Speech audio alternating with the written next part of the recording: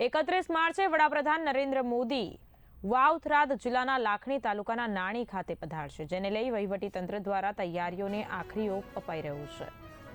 Cabinet મંત્રી ઋષિકેશ પટેલ, મંત્રી પ્રવીણ માળી અને મંત્રી સ્વરૂપજી ઠાકોરે નાણી ખાતે વડાપ્રધાનના કાર્યક્રમ પૂર્વે સ્થળ વિઝિટ કરીને અધિકારીઓ સાથે બેઠક યોજી હતી.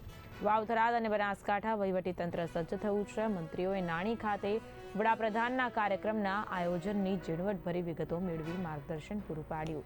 ઉનાળાની સિઝનને ધ્યાનમાં રાખીને કાર્યક્રમમાં આવનાર જનમેદની માટે પીવાના ઠંડા પાણીની પર્યાપ્ત વ્યવસ્થા, પૂરતા પ્રમાણમાં છાંયડો અને આરોગ્યની તાત્કાલિક સુવિધાઓ ઉપલબ્ધ હોવી જોઈએ. ઉપરાંત દૂર દૂરથી આવતા નાગરિકો માટે એસટી બસોનું સુચારુ સંચાલન, વાહન પાર્કિંગ, રસ્તાઓનું સમારકામ અને કાયદો વ્યવસ્થાની જાળવણી માટે જણાવાયું હતું.